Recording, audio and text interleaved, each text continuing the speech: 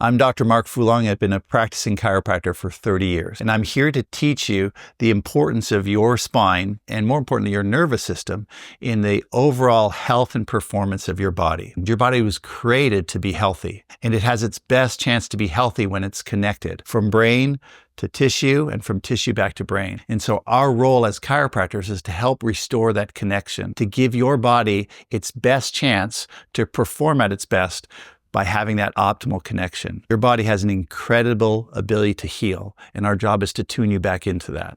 The human body is even more important when it comes to fueling. We need to put good stuff into our body. We need to fuel our body like a high-performance sports car, especially for those of us that need to perform at our best, as a parent, as a first responder, as an athlete. Thinking from a chiropractic standpoint, some of the things we can do really simple is making sure your hydration is good. Your body, your joints need to be lubricated and things can't dry up. So we need to make sure that we're drinking good quality and good amounts of water every single day. There's many things that we do that dehydrate us, so even more so, it's more important to make sure we keep hydrating ourselves. But then there's things that, let's say, your joints love, whether it's your knees, your shoulders, your elbows, or your spinal joints. And one of those is omega-3 fats. Fish oil is one of the sources of them. Making sure that you're putting good fat into your body, your joints will love you for that, but also your brain will love you for that too. There's this old expression they used in computer world, and it's very important when it comes to the body. It's the same thing. If you put garbage in, you get garbage out. So to understand how chiropractic care impacts overall health, probably it's first best to understand what a chiropractor does. See, as chiropractors, most people know we work with the spine, but most people don't understand the reason that we're so focused on the spine and we work with it all day, every day, is because of what runs through the spine. And that's the spinal cord and these nerves. See, it's not a mystery to anybody that the brain runs the body. And for the brain to control the function of the body, they have to be connected. Every cell, every tissue, every organ needs a connection to our brain. And that connection is our spinal cord. And that spinal cord branches off from the spine out these nerve pathways going to every cell, every tissue in the body. So the alignment of the spine, the movement of the spine is critical to the health of that nerve system. And as chiropractors, we check that spine for areas of misalignment, which we call subluxations. And those can interfere with brain-body communication or body back to the brain communication. And so our job is to remove that misalignment, to restore proper mobility and alignment, to get the body in its best state to function and heal by itself. Many people come to see us with injuries, with pain. They might have migraine headaches or sciatic pain or low back pain or whatnot. Sure, that brings people in our door, but our goal is to really help their body function at its best, to be able to heal by itself. And so we want to restore that connection between brain and body. Sciatica is a very common thing that will bring people in to see us as chiropractors. To understand that, you have to realize the sciatic nerve is a branch of the nerves that come from the lower lumbar and sacral segments in this lower part of the spine. And when the spine is not aligned properly and is causing pressure, irritation to that nerve, you can get that sciatic shooting pain down the legs. Most people don't realize that sciatica is not a leg problem, it's a lower spine problem. And by restoring proper alignment and movement to this lower spine, we can get those nerves firing back in balance, and that leg can start to heal and function better on its own. Neck problems are another really significant issue that affects a lot of people. And neck injuries aren't just felt in the neck. Many times they can affect the shoulders, the arms, the hands, and the fingers, because that's where these nerves go here. So people can oftentimes get shoulder problems, carpal tunnel,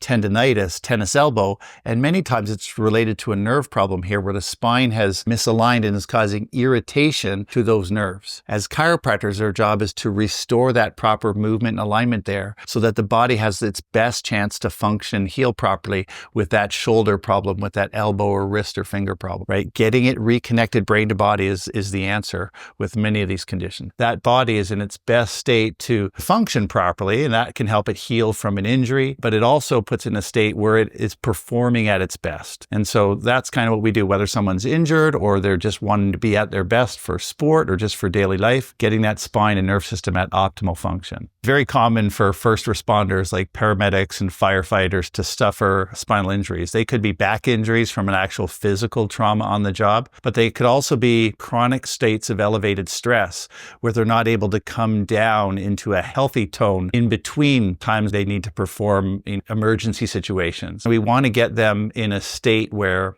their body is able to relax in between. There's a part of the nervous system called the parasympathetic nervous system, which we all need to bring us back into balance. And chiropractic care kind of helps restore that balance between the sympathetic, the fight-flight part of their nervous system, and the parasympathetic, the rest and digest part of the nervous system, to allow them to be able to, to recover in between high stress and high physical demand situations so they can perform and always be at as near 100% as possible. For first responders, really importantly, they need to be at their best when they're in that high stress or emergency situation. There's a lot of things they can do in between that allow them to get there. And one is taking meticulous care of their body. The body is designed to move. We're not designed to be still. And so really practicing prevention for them is making sure in between that they're really taking excellent care of their body and making sure that they're not going to be getting to work and when the demands are high, having a subpar level of performance. So to understand stress,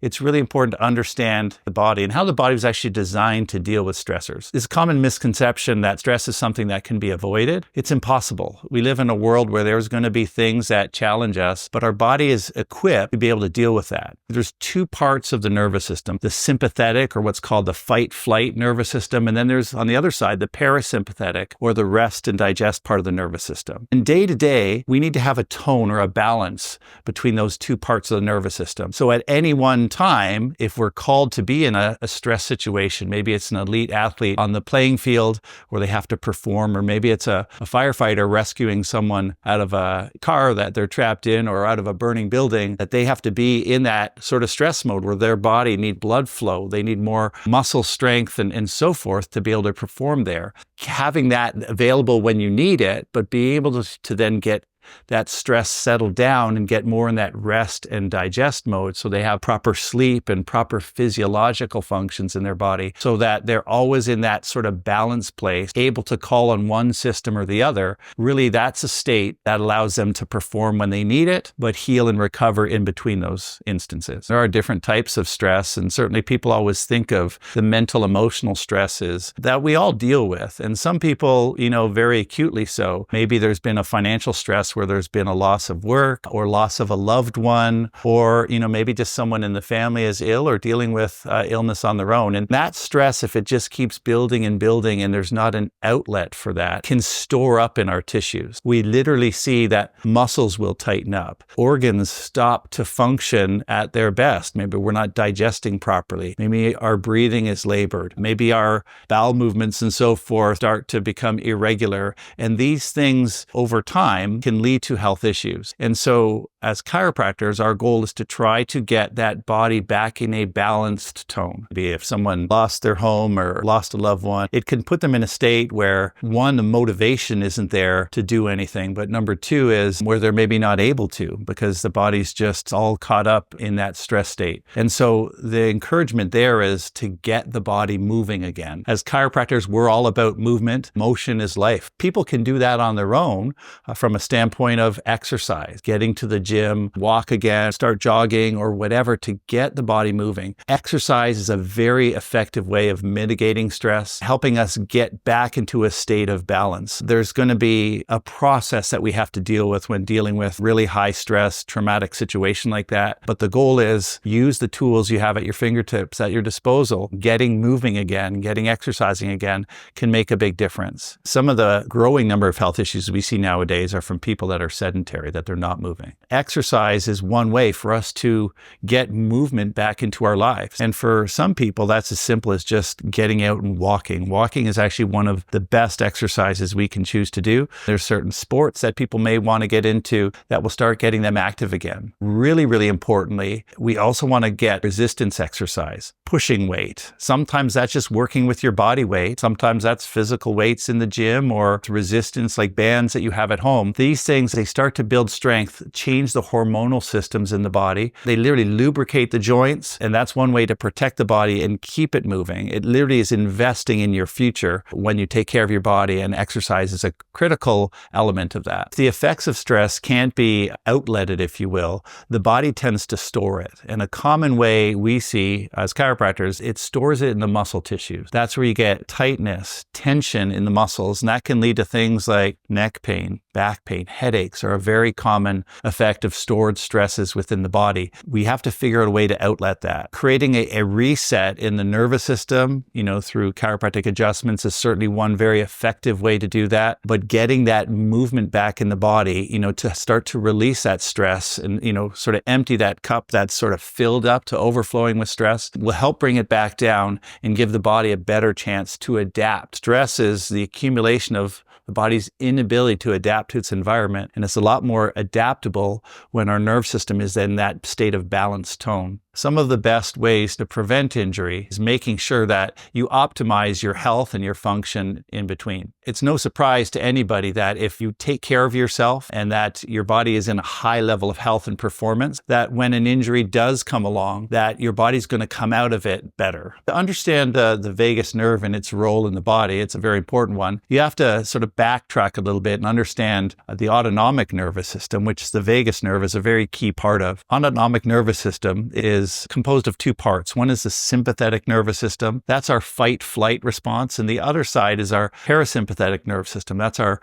rest and digest response. Some people think of it like the gas pedal and the brake. And when you're driving a car, there are times when you need the gas pedal, you need to go. And when you're driving a car, there are times when you need to slow down and you need to stop and you need to brake. And there's a harmonious balance we need to have between both of those. We need one when we need it, and we need the other when we need that. Now, the vagus nerve is part of the parasympathetic nerve system, the rest and digest part of the nerve system. And it's literally probably the most significant part of that nervous system. It affects our entire digestive system, our cardiovascular system. And we want to have what we call a healthy vagal tone, a healthy balance or harmonious balance between that fight-flight sympathetic and that rest and digest parasympathetic. And so a healthy parasympathetic or vagal tone allows us to have healing, that we can have good quality of sleep. And while we're sleeping, our body can repair and heal tissues that have been injured or just tissues that need to recuperate from the daily activities and physical stresses of daily life. We look at the vagus nerve as a very, very key element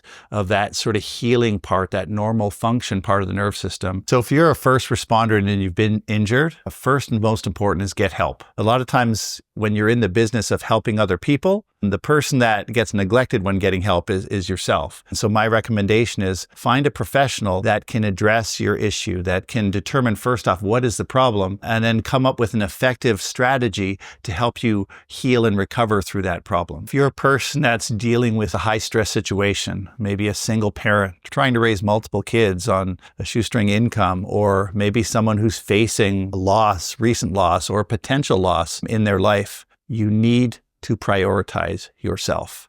You need to look at what can I do for me to help others around me. We can very much be in a situation where we're so focused on others around us and we start to lose our own health in the process. And high stress situations are where you need to be at your best. And so I would encourage you to get help. Find someone, a professional maybe in some cases, that can carry you through that and help you find a way to see that light at the end of the tunnel and get yourself through it.